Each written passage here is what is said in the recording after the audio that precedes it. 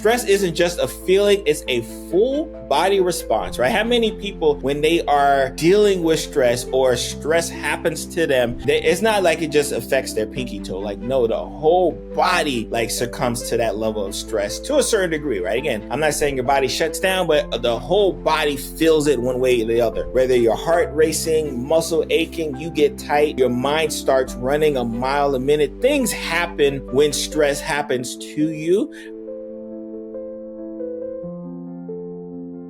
All right, y'all. So Dr. Barry here. So do you know that 80% of Americans, report feeling stressed every single day, yet they haven't found any advice out there that seems to work for them? Today, we'll talk about some scientific reasons why a lot of people are stressed. A lot of stress management, tips don't work. No wishful thinking here. And we'll talk about what some things that you can do to actually move the needle in your stress level, right? I tell all the time, and people tell me all the time, right, that like I always look like either happy or like stress doesn't seem to bother me, right? And I tell them, right, it's not that stress doesn't affect you. As a physician, they put you in a lot of stressful situations and almost get you to the point where when you don't run into that situation that is as bad as it used to be during your residency, you're like, okay, I can handle this, right? So what I want you to do, right, in the comments, I want you to type, what are some of your stress triggers? I want to know, what are some of the things that causes stress in your life? Family, money, health, politics. What are some of the things that cause stress in your life? I want you to type it in the comments for me, because I want to kind of get an understanding of where everyone's going on our channels. That way we can really point everyone in the right direction, right? So in this video here, we're going to spot some of the biggest sources for stress, because there's a lot of them. We're going to spot some of our biggest sources for stress. We're going to give some tips to try to maneuver around those sources of stress, and more importantly, make it so that, again, by the time you come back next week for the next video, you'll have stress tips to be able to enact some of those things Dr. Pierre was telling me. Let's talk about stress in general, right? Like, what does that mean? What is it? Stress isn't just a feeling, it's a full body response, right? How many people, when they are dealing with stress or stress happens to them, it's not like it just affects their pinky toe. Like, no, the whole body like succumbs to that level of stress to a certain degree, right? Again, I'm not saying your body shuts down, but the whole body feels it one way or the other. Whether your heart racing, muscle aching, you get tight, your mind starts running a mile a minute. Things happen when stress happens to you,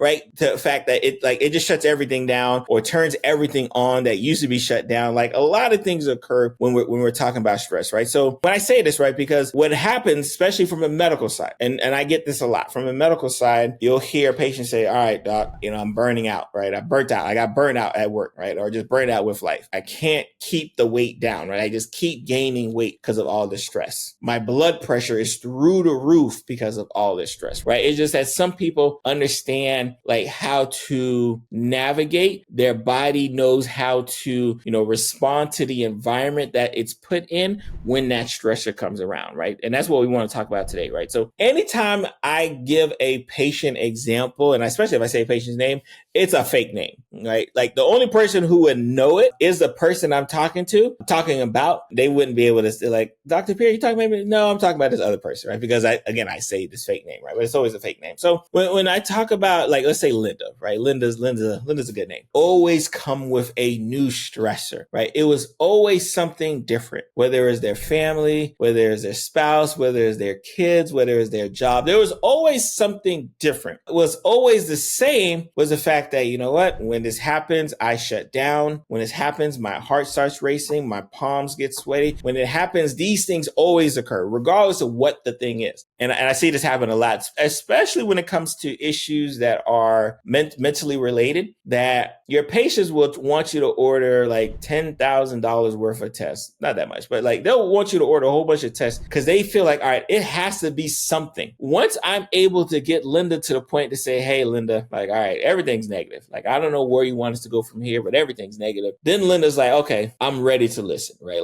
Like maybe it is stress, right? And mental health, I know my therapist on the channel will tell you that it's one of those things where people want to blame everything else but the issue. So my level of what I can handle, especially when it comes to stressors, is pretty high. And again, my residency, you know what? Shout out to Dr. Canner and Dr. Salome. That's from my like middle school, right? Like, I've been in a lot of stressful situations, so that like this stuff doesn't really seem as stressful. And I got a decade plus of experience now, so I would hope that I'm not running into any new things that I can't just read up on and get quickly acclimated to. So that's kind of where it is right now, right? So we got all of this advice, and I'm pretty sure you see all this advice floating around of what you can do, what are some stress-related techniques. I'll have a blog post on it as well, too. I'll make sure I link it in the show notes for you guys, right? Just especially for my people who like to read. Let's talk about our process, right? Let's talk about this process of these stress managing techniques and how we get there, right? So as a physician, again, I used to give the same advice, right? When you're stressed, right, just relax, take it easy, right? Just relax, just take it easy, right? The worst advice ever, right? Because if that's all the person needed to do, they would have already done it. Right. So it's one of those things where you go to your provider trying to get some information and they tell you, like, just relax. Right. It's essentially as if you're saying that, hey, I don't really believe that your stressor is that bad. So just relax, take it easy. You'll be okay. Right. Like, go on vacation. Maybe you just need a vacation. Like, no, like, there are viable reasons why that stressor is affecting you the way it affects you. And as a healthcare provider, I have to be able to not only get to the bottom of it, right? I have to get to the bottom of why that's happening, but more importantly, you have to be able to provide solutions that doesn't just include just take it easy, you'll be okay, right? I like this, right? And my wife always talks about this, right? Willpower. Right. This aspect of like, all right, if you just have the willpower to get through the stressor, you'll be okay. When we talk about willpower and powering through, right, it's definitely a very common misconception associated with getting through the stressors, right? Because if we all had this amazing willpower, like I said, they wouldn't need to come see us, right? I say this all the time. Like, if our patients had the tools to just like, just go do it on your own, they wouldn't need to come see us. So I'm going to talk about one mistake everyone makes when trying to manage their stress later on today, right? Later on in this video, I'm going to talk about one mistake everyone always makes when trying to just manage their stress, right? Willpower. They're just trying to get through it. We'll talk a little bit about the science behind it, right? Why you get the clammy hands, why your heart starts palpitating, why all these things tend to occur regardless of the stress, right? Regardless of the stress. Now, they may not occur on the same degree, like, because I'm sure if a dog started chasing you right now, if you're outside and a dog started chasing you right now, your heart rate going to go up. It better go up. Let's talk a little bit about being practical on our stress management techniques to make sure that by the time you're done watching this video, you'll be prepared for the next time that stressor comes around. All right, so first, let's go through 4 scientific-based strategies to release the stress, right? Or just decrease the stress that's going on in your life right now, right? 4 scientific. Number 1, right? You have to name it to tame it, right? One thing you need to do, right? There's brain scans that show that when you label what you're feeling, your stress hormones actually go down, right? So when you actually say, hey, like, this isn't some random thing that's occurring, like, no, I'm stressed because of blank. Just you telling your brain that, hey, this is why I'm feeling the way I'm feeling right now is enough to start having those hormones start going down. What I see is that those who aren't used to the cold blue, they're afraid, right? Because they don't know what to expect. I go in there saying, hey, this is a cold blue. I don't know what I'm about to expect here. You get the subtle difference? One person is fearful because a code blue is there because they don't know what to expect. So being able to put a name on it, saying, hey, you know what? I'm not going to be able to solve quickly. This is a situation that I may not be able, right, to get to the bottom of it immediately. Just saying that is enough for your body to be like, okay, all right, thank you for the acknowledgement. We'll act accordingly, right? And versus that dog is chasing me. I don't know if I'm going to get away from this dog, but I'm about to run, right? I'm about to run as fast as I can, right? So you can kind of see the difference, right? Like if I don't name the fact that like, oh my God, like you don't have time to think about, oh, look at that dog chasing me. You don't have time to do that. You're just taking off. If I see my neighbor's dog and I know it's my neighbor's dog and I see my neighbor's dog, like, oh, that's just my neighbor's dog, right? Again, you've told yourself, hey, this is what the situation is. So your body can kind of calm down on its own. Number two, moving your body, right? So 10 minutes of walking can lower your cortisol levels, right? Which is your primary stress hormone level, right? So those who are more active and more active around just getting up and moving tend to have lower stress levels just overall, right? Because their just natural being is moving. Have you ever just felt good after having a gym session or after running or just having some type of physical activity? You ever wondered why you just feel good? It's because you're dropping your stress hormone levels, right? And your body's like, hey, you know what? I like this feeling. My muscles may hurt because I had a good workout, but I like this feeling from a hormone perspective. For those who are working on trying to gain weight, lift weight, a lot of times we don't say, hey, don't look at the number you're trying to either lose or gain at the end. Say, hey, how can I just make it 5 pounds and then 10 pounds and then 15 pounds, right? It's those smaller things that help decrease that stress level burden of the goal that you ultimately want to attain, right? So understand you have to get, and then writing it down, right? I love the aspect of writing it down. Schedule worrier time, right? Researchers show that if you set aside 10 minutes to deliberately worry, your brain will spend less time stressing the rest of the day. Think about that. So if you spend your first, let's say 10 minutes in the morning,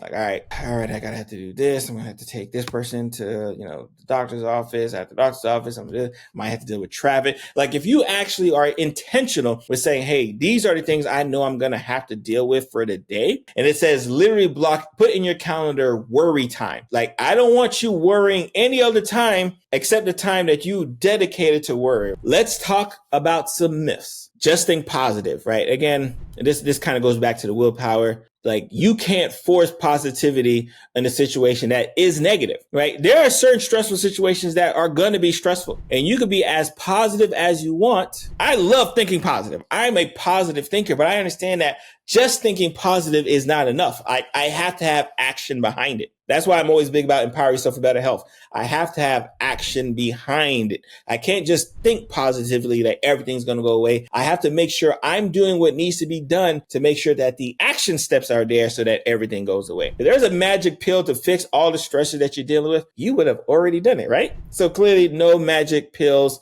no quick fixes are available. It's about being intentional in your body, right? So again, don't shame yourself for, looking for these quick fixes, right? Because there are plenty of quick fixes out there. Yes, there's medications that could help you calm down, but then what does that do, right? Like, you take those medications, but then you're not treating the problem, right? And I'm always big on treat the problem. You won't need the medications, right? Even though everyone seems to think doctors always want to push pharmacy pills on you guys, not me. So and understand these myths won't just save you headaches. They'll literally, if you can avoid them, they will add years to your life. So they just won't save you headaches avoiding these myths. Like, if you avoid them well, they will add years to your life. All right. So today you learned why most stress, relievers and stress advice in the past really hasn't worked.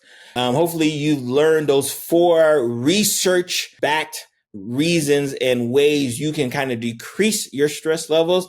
And again, you don't have to do all 4. You can just do one, or you can do all 4, but you can just do one, incorporate the one in your life, see how that goes, and then keep going for the next one. Because again, before you feel stressed or stuck, now you have a toolbox, right? Now you have, like, all right, this is what I can do, right, to deal with the stress in my life, right? Like, that's what this is all about, right? So what I want you to do before you get up out of here, make sure you comment what your biggest stressors are, and more importantly, comment below what you think, which tip or tool you're going to use, right, to try to decrease that stress, and then let me know how that goes, and then maybe we could do like a part 2 of our stress reliever techniques, right? So again, I'm yours truly, Dr. Barry Pierre, and I'm gonna see you guys next week.